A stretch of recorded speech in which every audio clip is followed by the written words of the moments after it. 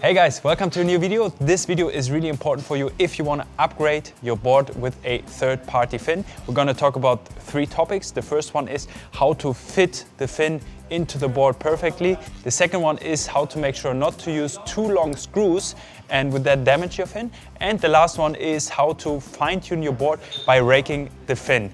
To do these 3 steps, I have a couple of tools in front of me that you will need. I have a screwdriver. I typically use Torx screws. I have a small screwdriver. What that is for, I will explain you later. Can also be a flathead or different kind of heads, just needs to be really small. I have a couple of different screws in different lengths. I have some washers. I have sandpaper, 120, 180. And I have a sanding block. Can be either one, can be made of wood or aluminium. Why do we need to fit the fin in? Why doesn't it fit in the first place? Because boards are being manufactured in different factories. Also, fins are being manufactured in different factories. We are here right now in the NP7 factory, my own fin, and we did a full tour about how this fin is made. We will link it for you down below. But essentially, these things are made by hand. They're kind of semi-custom products. And that means that there can be minor differences in how they're being manufactured, and therefore not every fin fits perfectly plug and play into every board. And I want to show you how to get around that, how to make it fit perfectly. And it's actually good if the fin is a little bit too big, because it's easier to make it fit into the board if it's a bit too big, rather than when it's a bit too small. And I'm going to put this fin into the box. And it's pretty normal that you have to use a little bit of force, wiggle it in. Right now you can see that the fin doesn't quite fit in, but this is actually already a really good fit. The last few millimeters the fin moves in when we screw it tight, so it's going to move in a little bit further. But when it's like this, it's actually perfect, because you can just take off a little bit of material with sandpaper and make it fit perfectly with very little effort. What you want to do is fit the fin in as much as you can with your hand. Always be sure to use the cover, because fins are quite sharp. And you can see that this is pretty much as far as I'm going to get it.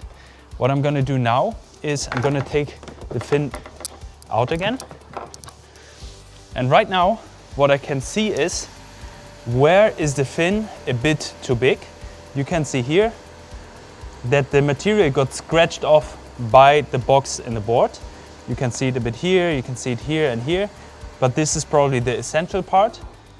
The other side looks fine, you have a little bit here, and that tells me where I will need to sand the fin, and that's what I'm going to do now. So the fin is a little bit too big in the back part to fit perfectly in the box. So what I'm going to do now is I'm going to take 120 paper, I'm going to use the sanding block, and I'm going to go here to the material where we see it scratched off, and I'm going to sand off a little bit.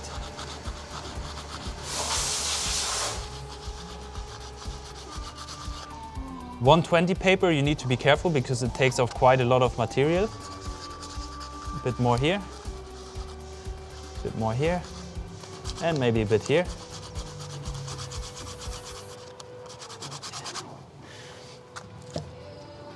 Now I can check if it fits a bit better.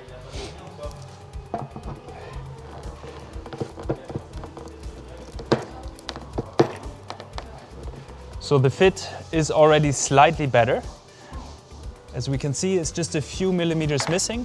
What I'm going to do now is I'm going to try to screw it in a little bit, just to see how far it will go if I gently screw it in, because it might move a bit further. What I want to do now is, as the fin is almost inside the board, I want to measure how long of a screw I can use.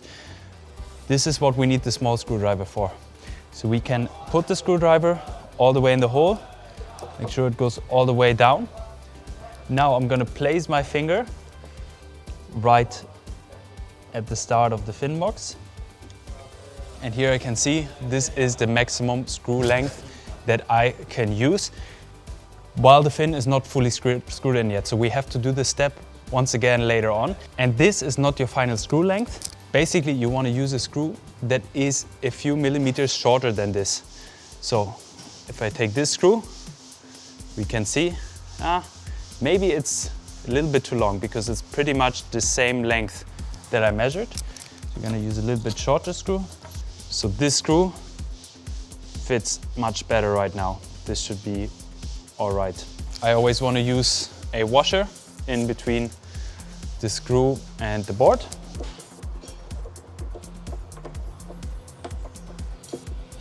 Now I'm gonna tighten it.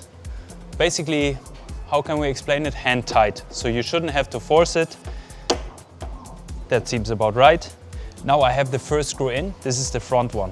What I can do when I'm on the beach and I don't have the right screw size is to use some washers. It's not ideal, but sometimes you're on the beach, it's hectic, you don't find the right screw size. So if I put more washers in between, I'm essentially shortening the length of the screw. It's a little bit more weight, like I said, not ideal, but it does what it needs to do. And I'm gonna screw in the back. And as I do that, I can use my other hand to feel underneath the board if the fin is moving in a bit already or not. So here I can feel that it's almost in. Feel the front again. Now I'm going to take another look at the fin. And as you can see, just by screwing it in slightly, not too hard, the fin already dropped into the box quite significantly. If we look really closely, you can see that there's still a little bit of distance that we want to get rid of to fit it in perfectly. And it's very normal that you don't get this right after the first bit of sanding. So typically this is a process you repeat 2 or 3 times to really fit it in perfectly, because you don't want to over sand it, because then the fin sinks in too much. Therefore I'm going to take the fin back out and repeat the whole procedure. So taking a look at the fin, we can see that there is still some material that has been scratched off here, also along the fin a little bit. So here we can see that the fin is still a bit too big. The other side looks pretty good still. We can see it a little bit here. So that's why I'm gonna take off just some more material and not too much.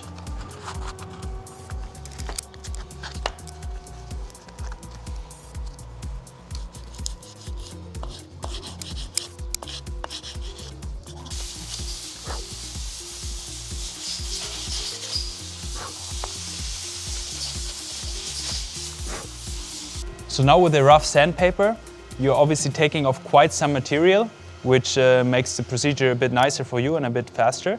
But it doesn't look quite as nice. So it doesn't matter, obviously, because it's inside the fin, you don't see it.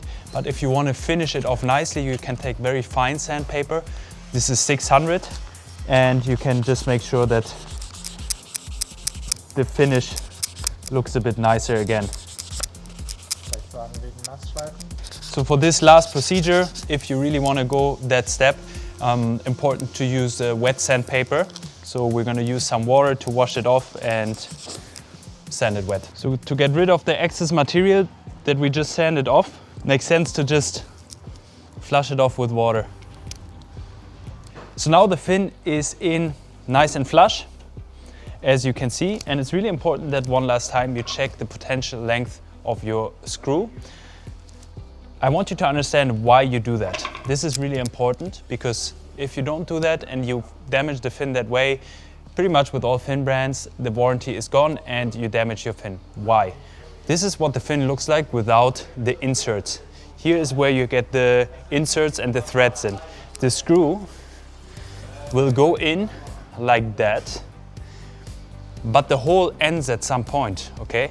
So once the hole ends, and you keep screwing in the screw, you essentially push the screw with a lot of force into the box or even into the blade of the fin.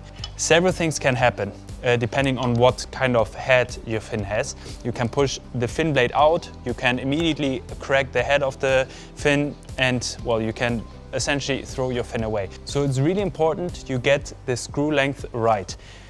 One last thing I wanted to show and explain to you, because there's a way to tune and trim your fin a little bit.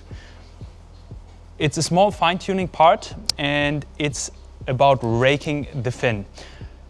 What it does is it changes the angle of the fin, And with that, you can change the trim of your board, meaning rising the nose or flatten the nose. So with some boards, you might feel, or with some board and fin combinations, you might feel that the nose of the board is a little bit too low. You already did all the adjustments on your sail, on your boom, on the mast base. You can find all of this information in separate videos. This is the last bit of fine-tuning you can do with your fin. You can rake the fin.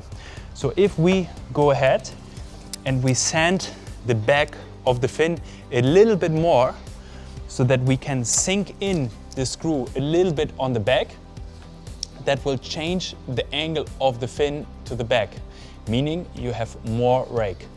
And what that will do is it will raise the nose a little bit. On the opposite, if you screw in the front of the fin a little bit more, so you will have a little bit of a gap here in the front, that will lower the nose. You will have less rake in the fin. Now, of course, in that case, the fin will not sit completely flush anymore. But to be honest, guys, it doesn't make that big of a difference. As long as the fin doesn't stick out anywhere, that's really the worst that can happen. It will create a lot of resistance. But if you sink it in a little bit more in the front or you sink it in a little bit more in the back, will not make the big difference. I did it in competitions. I managed to achieve some really good results with the fin sunk in, raked a little bit more. It's the last bit of fine tuning. So don't be worried about that if the fin is in the front or back, it's slightly a bit too far in. For the OCD guys of you, I know it's not that nice to see and to know that somehow it's not perfect, but it will definitely work. And with that said, your fin is in the board. Time for you guys to go on the water. If you want to get yourself an NP7 fin, be sure to check out, we link it down below. And also if you want to see the whole factory tour, we also link it down below. Time for you guys to get on the water, time for me to get on the water, and I see you in the next video.